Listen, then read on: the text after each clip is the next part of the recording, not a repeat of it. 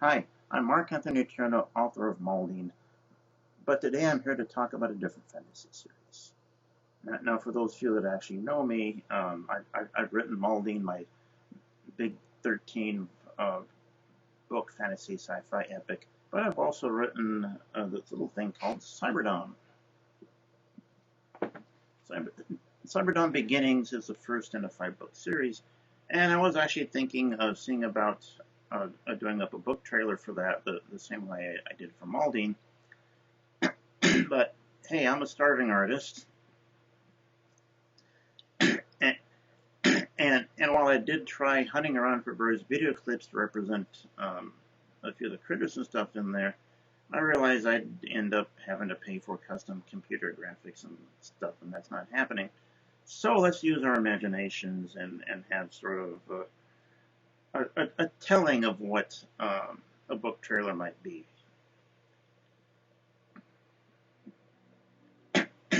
Excuse me. Cyberdawn is the Earth of the possibly near alternate future, in which the world is perfect. No one has any guns, everyone has a computer. The world's at peace, the world's armies are talking about disbanding and joining together in harmony. The big mega corporations are here to help you, including the likes of Megasoft, General Organics. If anybody needs, security or private armies, there's a big old corporation in Texas just for that. But all in peace and coming prosperity. Unless, of course, you're Blackjack Hannigan. He's one of those cop guys.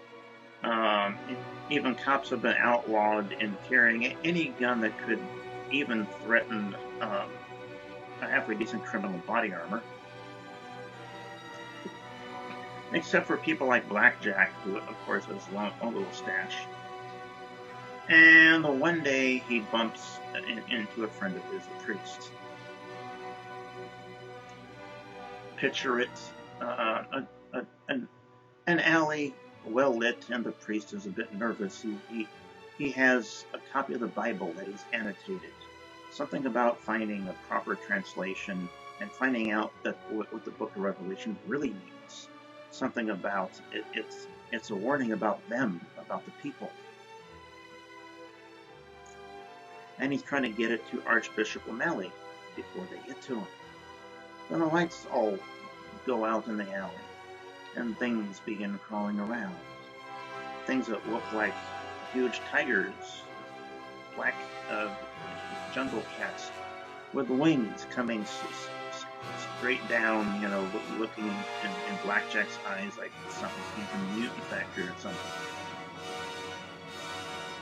He pulls out a .45, just about point-blank range, nothing. The cats shred his priest friend, and it's all Blackjack can do to get the heck out of there with a seemingly important Bible. He rounds the corner out of the alley, and suddenly all city noise is back to normal. The lights are fine, and the alley behind him looks empty. He takes a step back inside, sees the darkness and the cats charging, steps back outside the alley, and it's from the outside appears perfectly normal. This sets him on the road to find out that the creatures of mythology, that ghouls, werewolves, demon tigers, and wizards and witches and fairies and stuff actually do exist, and that they're actually all on the same side, part of the same group, calling themselves the people. But even worse, the people are not here working for a benefit. It's a conspiracy of quite literally biblical proportions, as he tries to find out exactly what's going on and what's about to come down. And in the process, he bumps into a few other people that have bumped in on the wrong side of the people's conspiracy. You have Anya Petrova, who is a Russian corporate assassin for hire. who got set up by a bunch of these schools as well, her assignment was to kill somebody and not listen to what they say. Unfortunately, she listened, and that made her a target. then you have a brilliant young supermodel-looking scientist, Rebecca Winter, whose research could be the only key thing that could stop these critters. All that bit about no guns and everything else is pretty much fattening up of the populace. For now, no one has any means of defending themselves against creatures that should not exist. That begins the tale. The first Cyberdawn book is Blackjack Hennigan and his friends trying to find out exactly what's going on, and the fact that they are working on the clock, and it's ticking down pretty fast. They have to find out the details of what it is that they want, and how to stop them before the eye of the apocalypse opens up. If that happens, then the Masters will consume the world. But even finding out and spreading the word, what do they have to fight them with? They know nothing about magic. Magic doesn't exist, right? And the weapons they have.